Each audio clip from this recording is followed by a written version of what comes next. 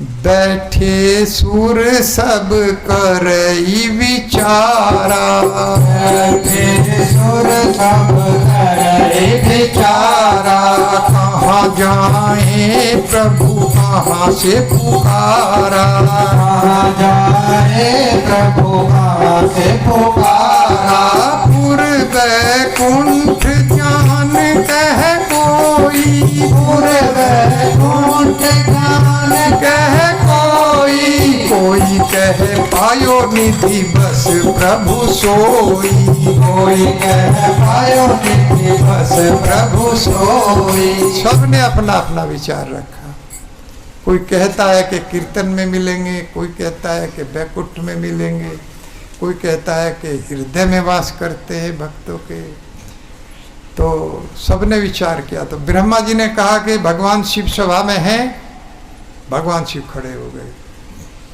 तो भगवान शिव बताएंगे कि भगवान कहाँ मिलेंगे, क्योंकि ये बहुत बड़ा वैष्णव है।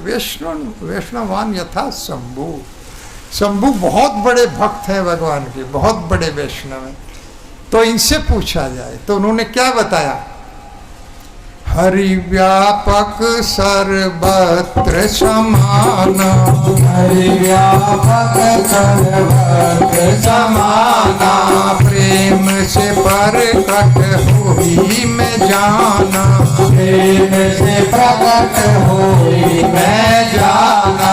देश काल दिशि विदिशि माही, देश काल दिशि विदिशि माही, कहाँ हूँ ना। लेकिन वो प्रेम से प्रकट होते, उनके लिए साधन करना पड़ता है। जैसे हमको पानी सब जगह है, अग्नि सब जगह है, लेकिन उसके लिए साधन करना पड़ेगा तो प्रकट होगा। इसी तरह से भगवान सब जगह है, लेकिन उनके लिए साधन करना पड़ता है। देश काल दिशि विदिशि माई, सब दिशाओं में चारों ओर ऊपर नीचे कोई भी ऐसा स्थान नहीं है जहां भगवान ना हो। दिशि विदिशि माही, कहो हो सो कहाँ जहां प्रभु नाही। कोई भी ऐसा स्थान मुझे दिखाई नहीं देता जहां श्री भगवान ना। सब जगह भगवान है, मुझे सब जगह भगवान दिखाई दे रहे हैं। और जब ये भगवान शिव ने कहा तो मोर वचन सबके मन माना, मेरे इस वचन को सबने माना, स्वीकार किया कि भगवान सब जगह है और उन्हें प्रकट करने के लिए प्रेम की आवश्यकता है। और ब्रह्मा जी ने मुझे साधु साधु साधु कह करके मेरा बखान किया। अरे देखो ये भगवान शिव कितना बड़ा साधु है, क्या राय दिया। भगवान सब जगह, कोई भी ऐसा स्थान नहीं, सब जगह भगवान है। लेकिन अपने मूल स्वरूप में मंदिर में भगवान रहते हैं। उस मंदिर में जहाँ भगवान की सेवा होती हो, जहाँ भगवान की नित्य ड्रेसिंग, नित्य पूजा, नित्य भोग लगाया जाता हो, वहाँ पत्थर की पूजा नहीं होती, भगवान की पूजा होती। हम पत्थर को नहीं पूजते, हम भगवान को पूजते। कुछ लोग तो पत्थर के ही रूप में देखते हैं। देखो भाई मैं उसी रूप में दिखाई दे जाऊंगा। जिसकी जैसी भावना होगी भगवान उसी रूप में प्रकट हो जाते। तो कृष्णार्पित प्राणा का क्या अर्थ है। एक तो बड़ी बड़ी तपस्याओं से भी आप लोग देखते हो किस तरह से लोग तपते हैं और किस तरह से जल में खड़े होते अपने शरीर को कष्ट देते रहते। इनसे सम्मान तो मिल जाता और कामनाओं को छोड़ करके आप इतनी बड़ी बड़ी तपस्या करते हैं तो इनसे कामना ही मिलती। इससे अब कृष्ण प्रेम नहीं मिलेगा, इससे गोलोक धाम नहीं मिलेगा, इससे केवल आपको कामना ही मिलेंगी। आप एक सम्राट तक बन जाएंगे, आप मंत्री बन सकते हैं बड़ी बड़ी तपस्या करके, आप प्रधानमंत्री राष्ट्रपति तक बन सकते हैं, लेकिन आपको भगवान का प्रेम या धाम नहीं मिल सकता। और जहां आप इतने बड़े बड़े पद पर गए तो फिर आपकी कामनाएं बढ़ जाएंगी। तो कामनाओं को छोड़ करके बड़ी बड़ी तपस्याओं से कामनाएं ही मिलती हैं। इसका अर्थ है कि आप कामनाओं को ही पाना चाहते हैं तो उससे कोई लाभ होने वाला नहीं है।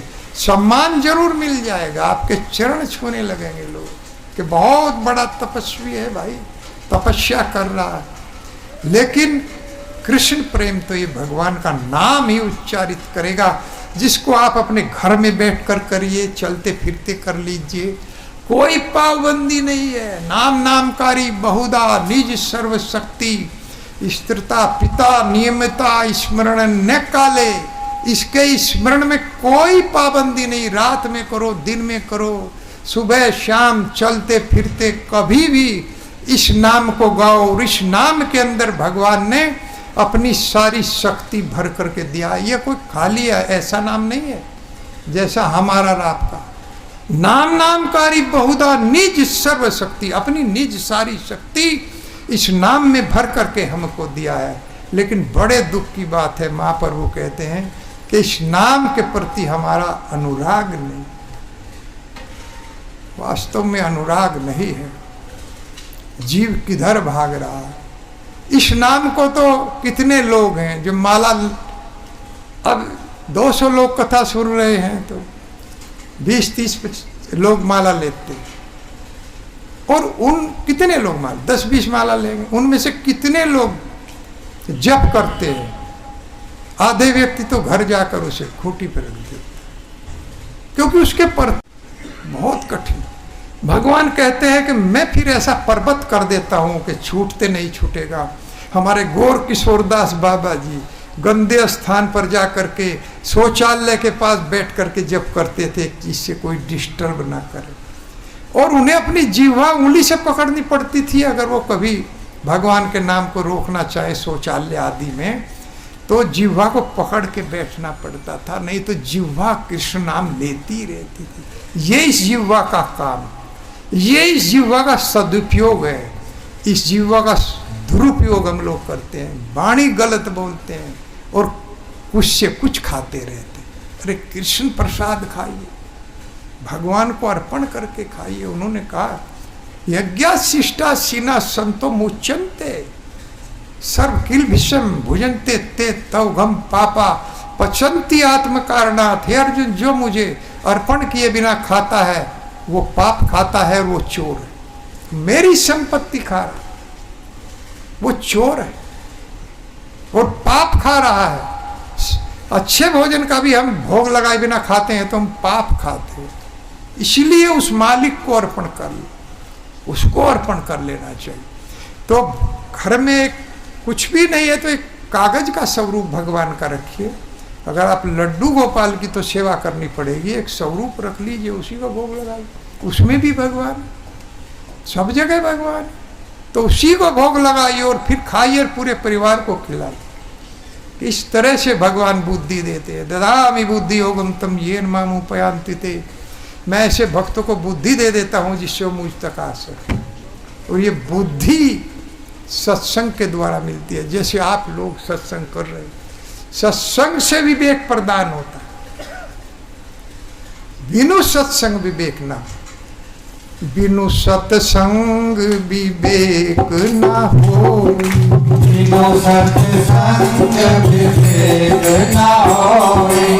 राम कृपा बिनु सुलभ न सोई। राम कृपा बिनु सुलभ न सोई। सत्संगत मुद मंगल मूला।